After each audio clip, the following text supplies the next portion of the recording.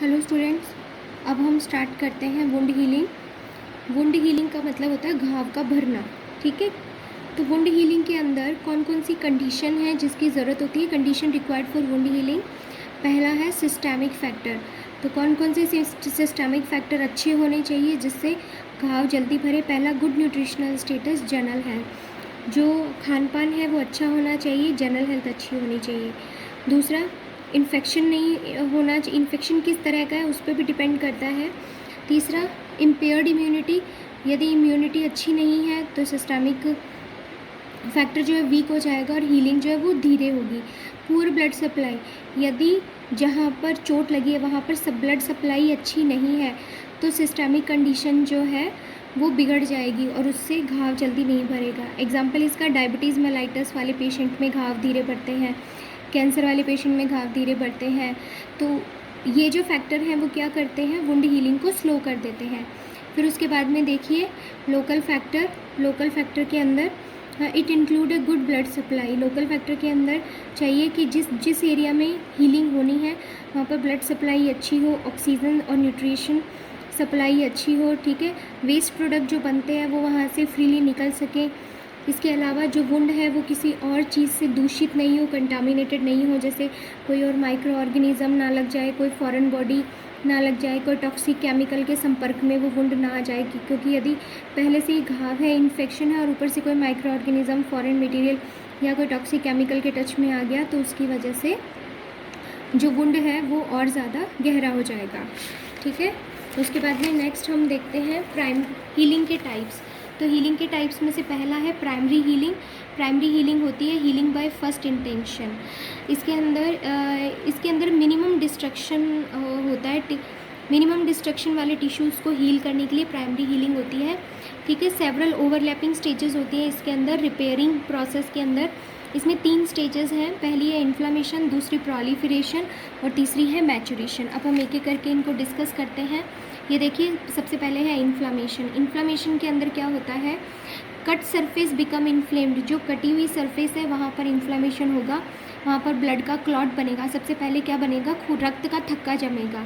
फिर जो cellular debris है, यानी कि जो मृत कोशिकाएँ हैं, डेब्रीज का मतलब मृत कोशिकाएँ, तो जो मृत कोशिकाएँ हैं वो दोनों जो सतह है, मतलब मान लो कहीं पे चोट लग गई, कट लग गया, ठीक है, छिल गया, तो उसकी जो दोनों सतह के बीच में, जो घाव के बीच में सतह है उसको मृत कोशिकाएं भर देंगी। ठीक है, और कुछ घंटे इस काम में लगेंगे। फिर उसके बाद में क्या होगा, फैगोसाइटोसिस होगा, भक्षण की प्रक्रिया शुरू होगी और जो ब्लड का क्लॉट बना है और जो मृत कोशिकाएं वहाँ पर जमा हो गई हैं वो सारी की सारी क्या करेंगी, फैगोसाइटोसिस की क्रिया के द्वारा, फाइब्रोब्लास्ट प्रक्रिया के द्वारा उन मृत कोशिकाओं का भक्षण करना शुरू कर देगी। और फाइब्रोब्लास्ट कोशिकाएं जो है मृत ऊतकों को तोड़ना शुरू कर देगी। फिर उसके बाद में फाइब्रोब्लास्ट जो है वो कोलेजन फाइबर सिक्रीट करेगा। ये कोलेजन फाइबर क्या करता है, जो दो सतह अलग हो गई है, घाव लगने से, चोट लगने से जो दोनों सतह अलग अलग हो गई हैं उनको आपस में जोड़ने का काम करेगा। फिर उसके बाद में सेकेंड देखो, प्रोलिफरेशन। प्रोलिफरेशन का मतलब है तीव्र वृद्धि। इसमें क्या होगा कि जो एपिथेलियल सेल्स हैं, जो ऊतक की कोशिकाएं हैं, वो क्या करेंगी, जल्दी जल्दी तेज़ी से वृद्धि करेंगी और वुंड में जो क्लॉट बना है उस जगह को अब नई कोशिकाओं से भरना शुरू कर देगी, जिससे कि क्या होगा, उस वुंड के ऊपर पपड़ी आ जाएगी। स्कैब का मतलब क्या होता है, पपड़ी। उस वुंड के ऊपर पपड़ी आ जाएगी और जो it separate after 3 to 10 days, और ये जो पपड़ी है वो 3 से 10 दिन के अंदर अलग हो जाएगी। Then restoring blood supply to the wound, और धीरे धीरे ब्लड, जो जिस स्थान पर घाव था वहाँ पर ब्लड सप्लाई भी पहले जैसी नॉर्मल होने लग जाएगी। फिर होता है मैचुरेशन। मैचुरेशन में क्या होगा, ग्रैन्युलेशन होगा टिश्यूज़ का, और जो फाइब्रस स्कार बना था, यानी कि जो पपड़ी बनी थी, अब वो सामान्य ऊतकों से, सामान्य कोशिकाओं से स्थानांतरित हो जाएगी और उसके बाद में उनका फिर से रीअरेंजमेंट होगा कोलेजन फाइबर का, और धीरे धीरे वो जो वुंड है वो ठीक हो जाएगा और जो जिस जगह वुंड हुआ था वो जगह फिर से स्ट्रेंथ उसकी अच्छी हो जाएगी, वो फिर से मैच्योर हो जाएगा। देखिए, मैं अब आपको ये चीज़ डायग्राम में दिखाती हूँ। ये देखिए, इन्फ्लेमेटरी स्टेज में क्या था, यहाँ पर ब्लड का क्लॉट बन गया, जो ब्लड वेसल्स हैं वो टूट गई, ब्लड बहने लग गया और ब्लड का क्लॉट जम गया, और इसके अंदर ये मृत कोशिकाएँ जो है वो इकट्ठा हो गई। फिर दूसरी स्टेज देखो, प्रोलिफरेशन में, इसमें क्या होगा, जो नई कोशिकाएं हैं वो बनना शुरू हो जाएंगी, और जो ये मृत कोशिकाएं हैं, ब्लड का क्लॉट है, इसको फैगोसाइटोसिस की प्रक्रिया के द्वारा, भक्षण की प्रक्रिया के द्वारा, अब देखो ये छोटा होता गया, तो भक्षण की प्रक्रिया के द्वारा यहाँ इसकी साफ़ सफाई होगी और नई जो फाइब्रोब्लास्ट सेल है वो नए ऊतकों का निर्माण करना शुरू कर देगी। तीसरी है मैचुरेशन, नए ऊतकों के द्वारा नई कोशिकाओं का यहाँ पे निर्माण हो चुका है, लेकिन अब वुंड को हील होके अच्छे से सही होने में 3 से 10 दिन का टाइम लग जाएगा। तो यहाँ पर बता रखा है कि इस तरह की कोशिकाएं जो है वो तो फाइब्रोब्लास्ट है वाइट कलर की, और जो इस तरह की कोशिकाएं हैं वो फेगोसाइटिक सेल्स हैं जो भक्षण करने का काम करेंगी। फाइब्रोब्लास्ट सेल्स तो स्कैब बनाने का काम करेंगे और फेगोसाइटिक सेल्स जो है वो क्लीनिंग का काम करेंगी। ठीक है, उसके बाद में नेक्स्ट हम देखते हैं सेकेंडरी हीलिंग या हीलिंग बाय सेकेंड इंटेंशन। इसके अंदर क्या होता है, इसके अंदर देखो पहले प्राइमरी हीलिंग से मिलते जुलते से ही स्टेप्स हैं बट थोड़ा सा अलग है। इसमें देखो क्या होता है, this method of healing follows destruction of large amount of tissue.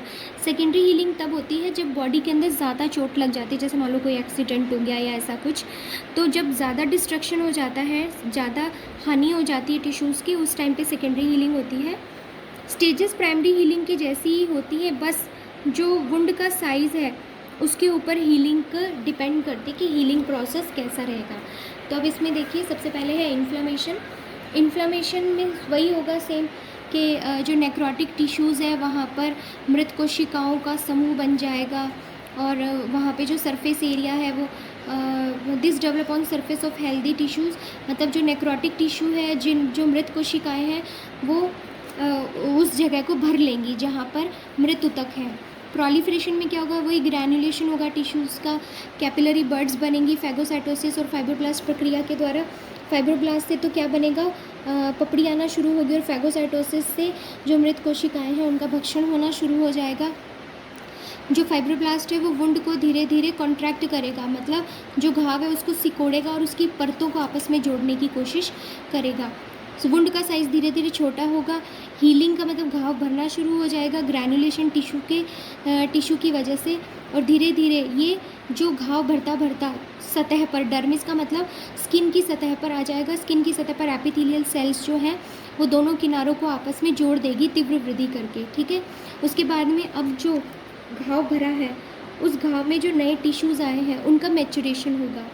तो ये प्रक्रिया पहले तो ग्रैनुलेशन से वो घाव भरा, अब क्या होगा, फाइब्रोसिस के द्वारा वो जो घाव भर चुका है वो कोशिकाएं और ज़्यादा मेच्योर हो जाएंगी। तो इसके अंदर फाइब्रोसिस होता है। फाइब्रोसिस का मतलब स्कार फॉर्मेशन।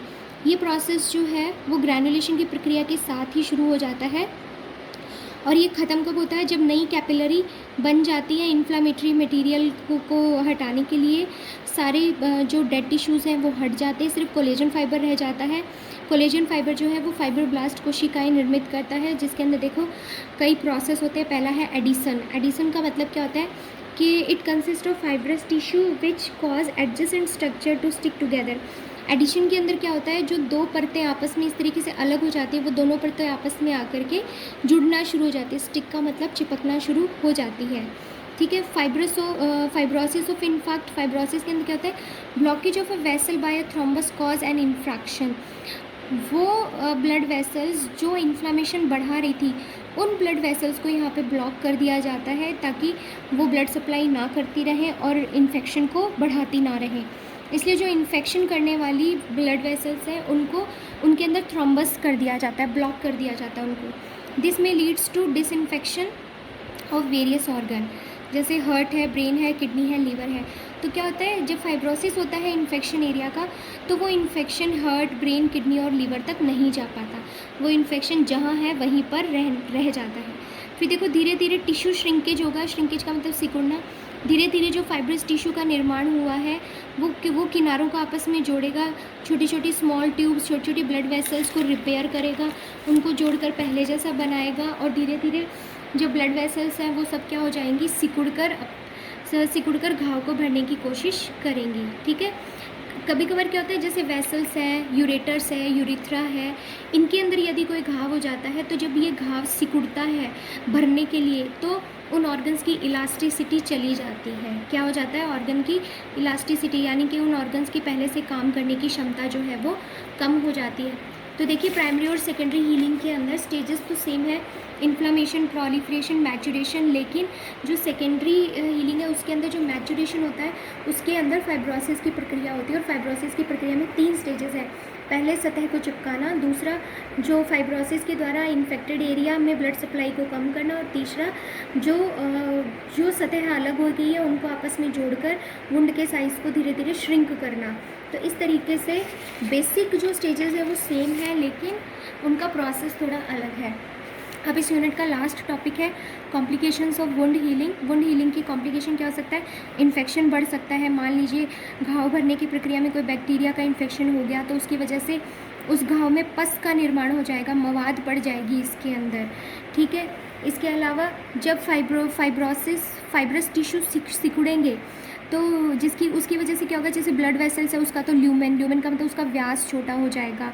कुछ ट्यूब्स हैं वो ब्लॉक भी हो सकती है, जैसे आपकी इंटेस्टाइन बाउल है या फिर आपकी ईसोफेगस है। यदि इनमें कोई चोट लग गई और वहाँ पर घाव भरेगा तो परमानेंटली ही इनका साइज़ या तो छोटा हो जाएगा या फिर ये अपना काम करना बंद कर देंगी। तीसरा है कभी कभार रप्चर हो जाता है, मतलब घाव जो है वो फट जाता है, वहाँ से पस का डिस्चार्ज होने लग जाता है, जो कैविटी है वो बड़ी हो जाती है अब, या फिर उसमें कोई एबनॉर्मल ओपनिंग बन जाती है। ये कॉम्प्लिकेशंस है जो वुंड हीलिंग के प्रोसेस को और ज़्यादा स्लो कर देते हैं। अब हम नेक्स्ट वीडियो में नेक्स्ट यूनिट स्टार्ट करेंगे, मस्कुलर सिस्टम, मस्कुलोस्केलेटन सिस्टम। ये 2 यूनिट्स आपकी लास्ट बची हुई हैं, देन उसके बाद में हम माइक्रोबायोलॉजी करेंगे।